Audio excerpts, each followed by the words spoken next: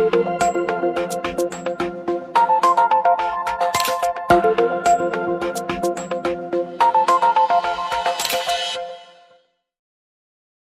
it's great to have you on this show today. This is a fantastic moment. One of those very rare moments, and I've just been speaking to our guest today.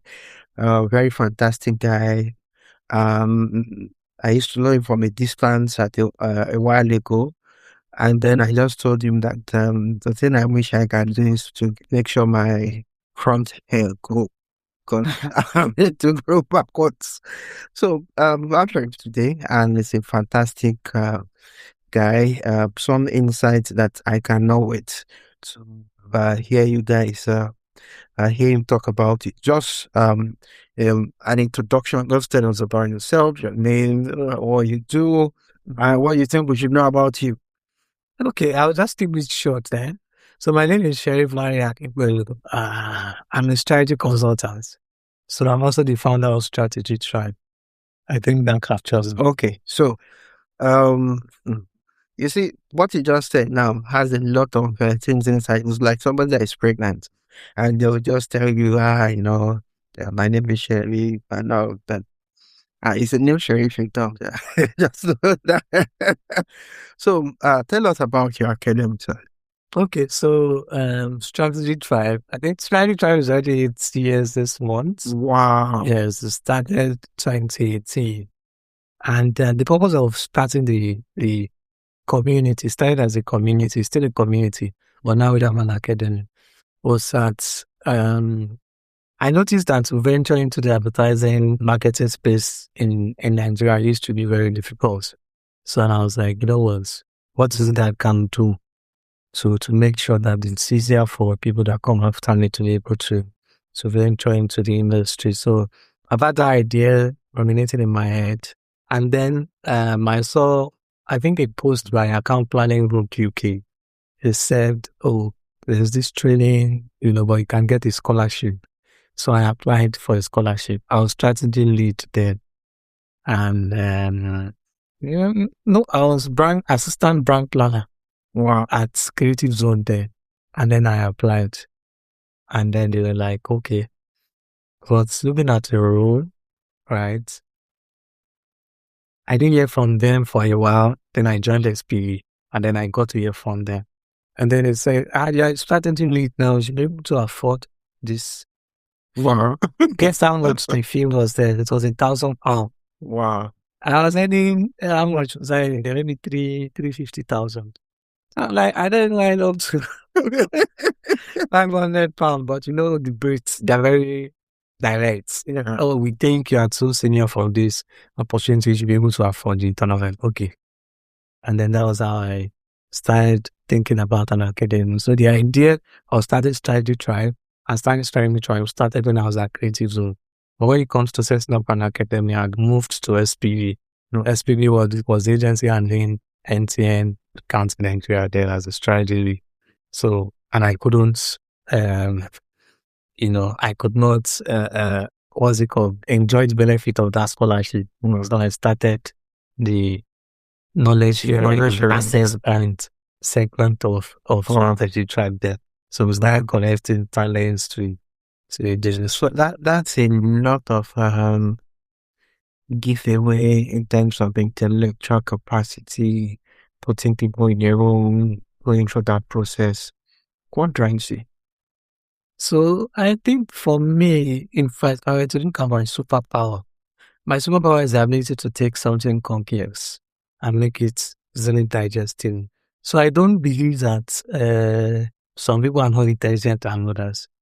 So I believe that there is nobody that is not smart or intelligent. You just have to understand their point of view and their barrier. What is stopping them from understanding stuff? So, and you'll be surprised that by this year, I will celebrate the 20 years of teaching. Wow. So I've taught from adult education to master's level and teaching professionals. And if I look at over time, I've taken about 10,000 student professionals. Yes, in my this 2026. So And one of the things that interests me is that there's some country I go to that I don't see my students. I see somebody talking at me at the airport. I don't remember, no, you talking at jam class. No, you don't remember me. I don't even you talking at right class. No, you don't remember me. I attended your tutorial at University of Papers. No, you don't remember me. Oh, I'm a member of strategy tribe. So that alone gives me joy. I'm learning that you're all of us can have scholarship. No, we are not accepting CEOs. I'm giving you the feedback on account planning UK that you're a CEO, so we can abolish him. So I just think that if you're able to educate people, we're able to develop the society, to curb crimes, is to give them the opportunity to really understand themselves and tap into their God's given talent. They're able to do something tangible with their lives. So basically, that's what motivates me. I don't believe there's anybody that cannot master anything. I've never seen it. One of my, I used to run a tutorial in University of Lagos, and my tutorial starts 2 weeks to exam. And I charge more than the school fees. So I think his fare was 14,500. I charged 20,000. And then students, my cost rate to enroll, and then I'll do it for year 1 to 400. Yes. Because I had already studied mass coming. So you've always been doing something. Yes, knowledge. Yeah, passing on knowledge onto people. And then one of my best friends said, used to be our master, and she's always like, "Oh, I don't know this, I don't think that, like that." Then we have a conversation and tell her, you, what is holding you back is because you believe you cannot do it. So do you just want to try and believe you can do it for us? And she's like, "Oh, it is a lie. I don't think I'm cut up for books." And then she tried it in one of our exams. She passed us like, I just saw it great. It's like, now me do this too. Now me do this. And then I'm happy to tell you guys, she was a professional nurse in the United States. Wow. So it was switched from Moscow to Nurse. Like, now it's tedious. Yeah. Then she passed her nursing and like, You're not used to the science background. Yes. She said, Larry, I passed. Thank you for believing in me. And I'm like, Wow. But it's just one of those instances. So those things are things that money cannot buy. Yeah, that's because when you touch a life, it's a ripple effect. Yeah, I agree with you. It's so that basically for me is what entices me into say, you know what? Let me start a community. Let's do. Just your community will not do it. I'm still getting there. So I'm gonna show the back door. No. So then this thing about organizations and having you've been on the client side, you've been a millennial system. Will businesses survive not using agencies? Because I see some fintech brands just put themselves together. They try to hire in-house, nothing external. Because all our work must be done internal. We have all our bread and butter. Probably the only thing that goes out is media guy. Any other thing is internal. And businesses really survive that. Yes, so businesses can survive that scenario. And I have this analogy that I use for business owners in Nigeria, or let me say in Africa, which is the fact that as long as a business is making money, they don't have the point of view that they are leaving money on the table. So where is that cash flow, that inflow? That's what they focus on. Before we made this, now we made this. Maybe there's a 10% increase. Meanwhile, the opportunity available is like 90. So Nigerian businesses have that point of view, which is that as long as the cash flow is intact, money is coming in. They don't think about the fact that they are leaving money on the table. Yeah. So in-housing is good. It gives you the opportunity to understand the business better and the decisions that shaping business decisions, which at most time is lost at the agency side. So oftentimes agency will just know that client wants to do XYZ. They don't know the why. Okay, that's interesting. So and then when I do training, I think it was Farzia that shared this. He said, when you are dealing with your clients and you are working on any project, there are 3 types of objectives. The first one is formal objective. What that project needs to deliver on, what the business wants to achieve. The second one is informal objective. Our informal objective is what the leadership. You have to start your business. It's not the leadership. What the leadership wants to achieve. And you now have the conformal objective. That is what you and your marketing. So, that's a good way to. So when you look at it from that lens, you begin to understand that in-house still hosts. Because at that point, they know why they need to work till 2 a.m. Yeah. Because they know what is at stake. Now, agency to agency will become difficult. And I'm not saying that behavior is good. I'm saying there are situations whereby a business will spot an opportunity in a category and they want to tap into it. When they get that, the processes within agency, approval levels, all of those things, or maybe paying for retailership and not getting corresponding value because the same resources that they are paying 100% for is also the same other times. Yeah.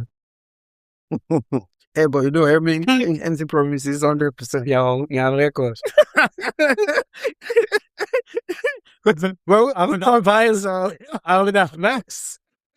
So, but you get my point of view. So they can see all those things and they understand why they need to put or take initiative to have some things in house. That's interesting. Now, you've done business, you've understood it very well. So, a business that has a bad product down there and a good marketing result and same thing. Like, for example, when I'm still gonna revise guys, the business is not doing it. Now that's someone there to do that. When last did you go to the bank?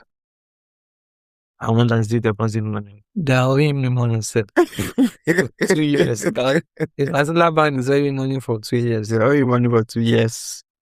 You notice that the footfall in the bank has dropped drastically. It depends. It depends on how we look at it. Okay. So, for instance, when you look at banks, banking before, you have a handful of banks, right? So the footfall is usually high. And then there's also the barrier to number of branches. Now they have more branches and then you have more banks. Okay. And banking is like mobile phone. People have multiple SIM cards. Yeah. So people have multiple accounts. So unlike before when it's just one. So what of this fact of where you have limits to, for example, people don't really deposit money in banking? Yes, because of transfers, advances in technology. Nigeria happens to be one of the most advanced markets when it comes to financial payments. Yeah, you've visa before, so you should give us some insights. So sending and receiving money, we have a standard system, world class. So it's easier. So a case in point, a Standard Chartered Bank. So they closed about half of their branches and they went digital. So during COVID, you requested for a card from Standard Chartered Bank. I'm not advertising for them. They want to do my bank. So you need to. Well, you're what you're looking for. So the minimum balance.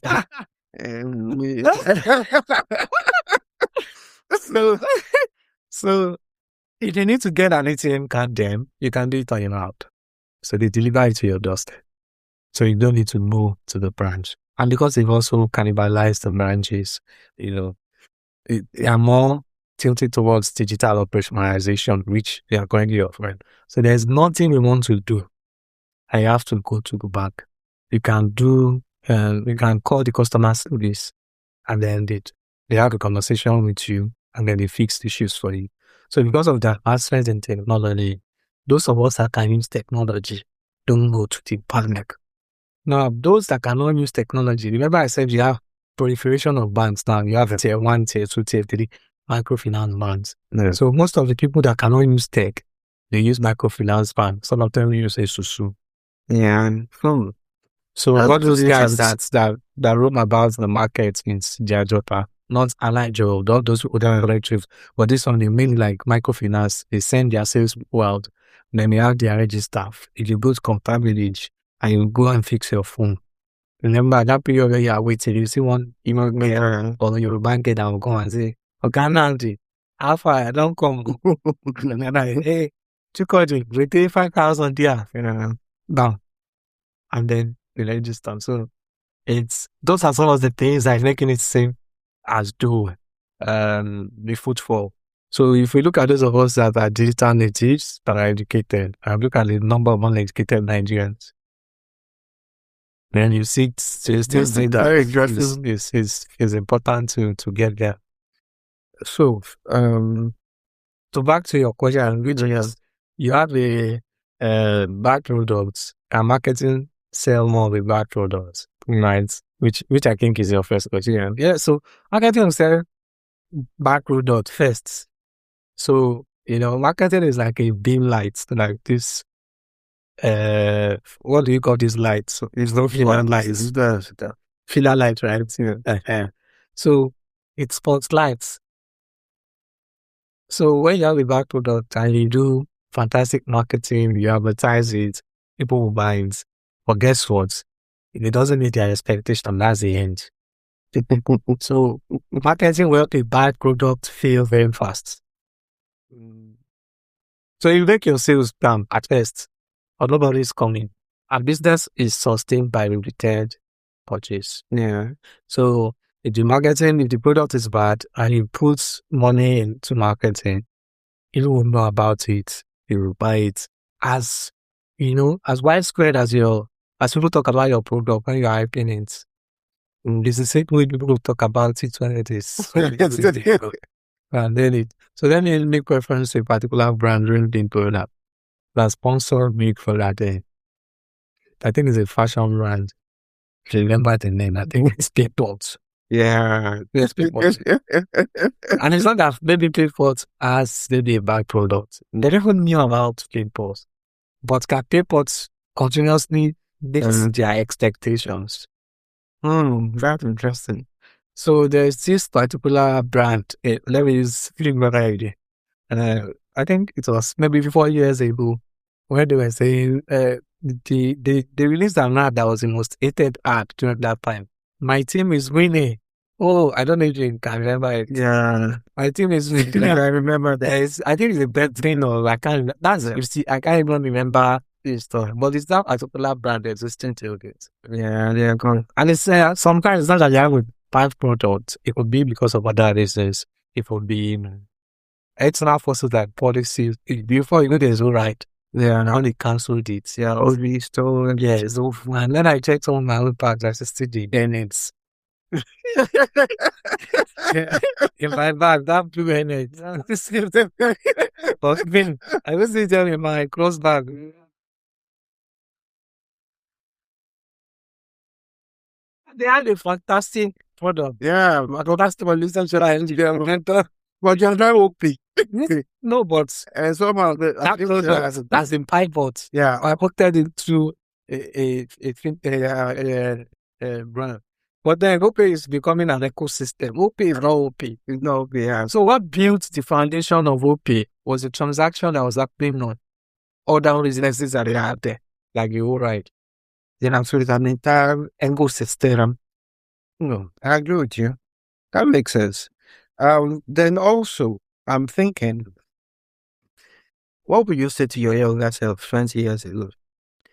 What would I have said to your younger self, 20 years ago, let me see, what would I have said to my younger self? I think I would just tell my younger self to always act faster. Interesting. Yeah, so it's better to act and find out that I'm no longer not acting, trying to be a perfectionist.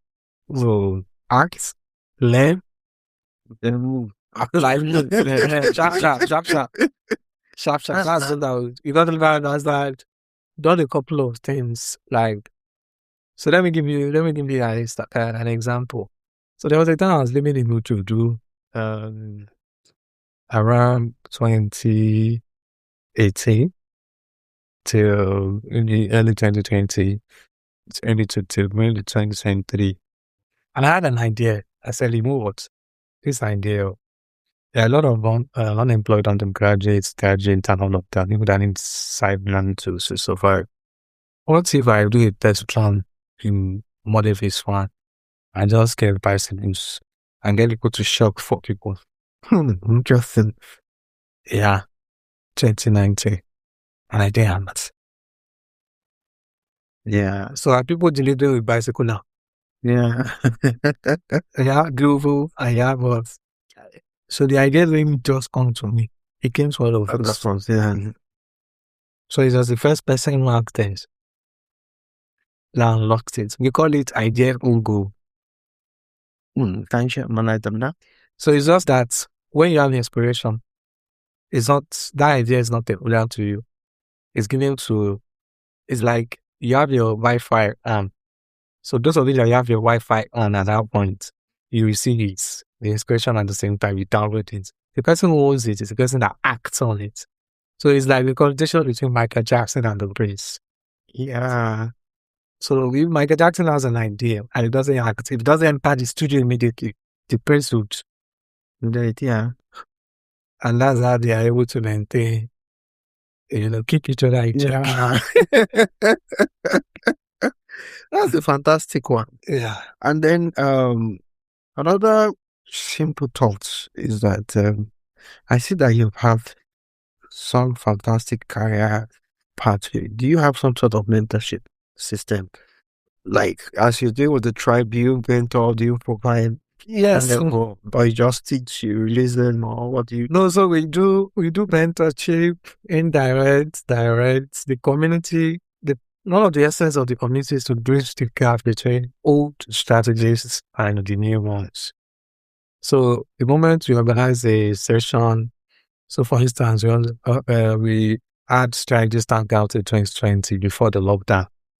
And then we invited a couple of people, Franklin, Fayol, former CEO of Insight. Insight, yeah. We had, and then now the villager. And we had Carol. We had Adiola Kayode. Okay. You're from Greece, so yes. A good number of those people. So once you meet them in the community, you can go and meet them again. Also, they will tell you, you have any challenge, reach out to us. And then you check our website, right? We have both people that are people that support us. So as long as a member of that community, you can reach out to me, you can reach out to other team members. If you are working on any projects, you need support on anything, there's always somebody there. And it's free. Unlike other communities where when they are to join and all of those things. So mentorship, yes, is there, we provide it.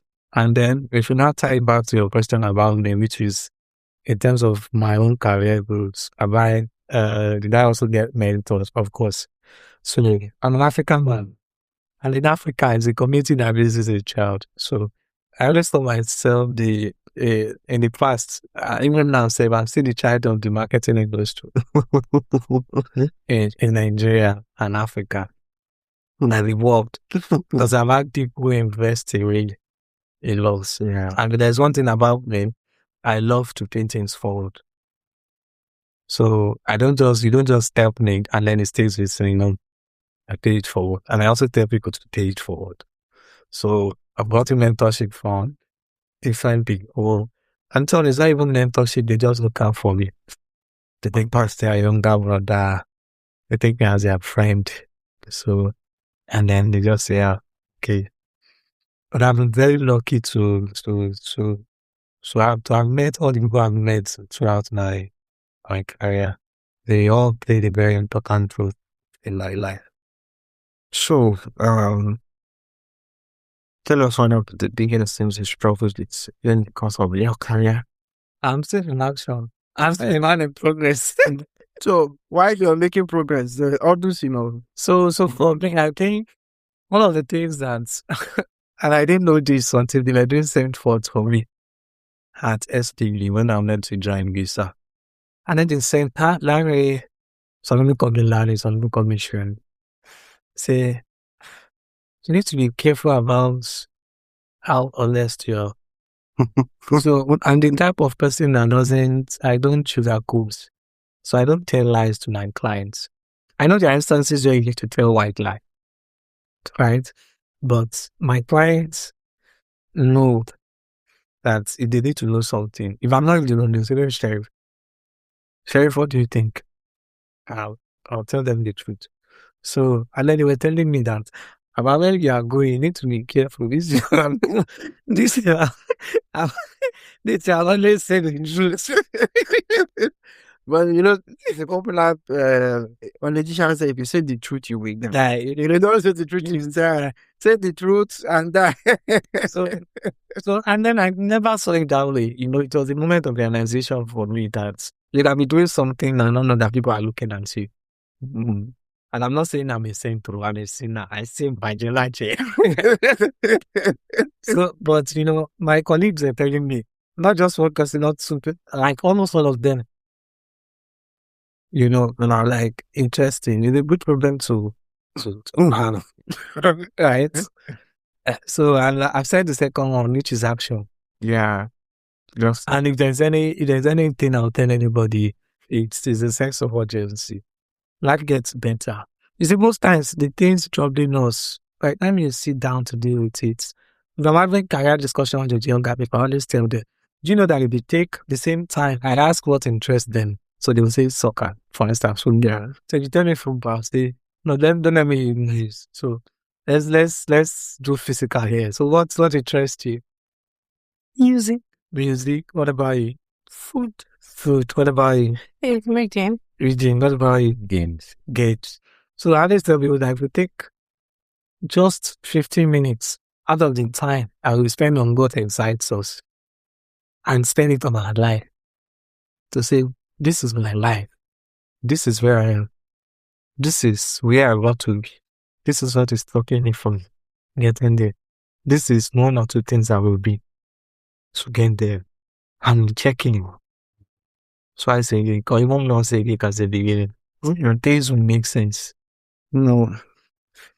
That makes sense. So it's usually action. So you'll say football. You say, who says to you? You say you like to say, I used to read at the DJ5. I used to read 50 books a year before I joined corporate. I still read now, but it's up to 50. Wow. So I just one of the things that serves as my superpower. So there's not any place I get to, I cannot talk. So whether it's politics, whether it's economics, whether it's anything that excites me.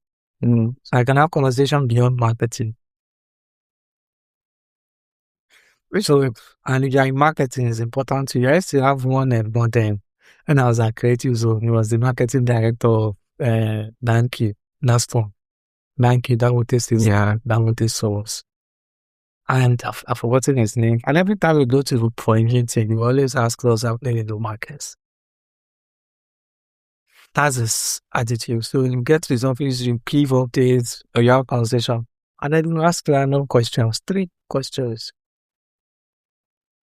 So as I am now, people say, oh, people don't listen to radio. I listen to radio in the morning on my way to work. If I'm not going to the office at all, I read news. I just do basic stuff. What is important, what I need to know.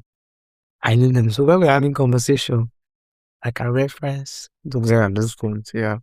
And then I do things, when things are not clear, I fact check. Let me see, okay, why is this? Why is this? Why is this? And it just, it makes me extra comfortable. So, which is the same thing I would say. So, sense of urgency, perfectionism, shy away from it. The first thing I need to, before I came up here, I shared a post on Instagram, which says that you have an idea, just put it down and bring it to life first. Then you can work on it to make it better. Yeah. And always remember it to never be perfect. Yeah. You always have another version, updates. Which is I will send you updates. I know 70 something version 6. Yeah. So but those would be the 2 things I would say. Shy away from perfectionism and then embrace the sense of urgency. So I have a policy that I wrote somewhere, which is progress first, then perfection later. Just let's make progress. Just do it. Actually, makes sense. So thank you for coming on the show today. We're very grateful. Thank you, We don't get wise men like this on the show every day. Wow, who have touched everywhere. They've been on both sides of the world, and they're back here giving us some insights. And thank you, Sherif. Yes, thank you, Lanre.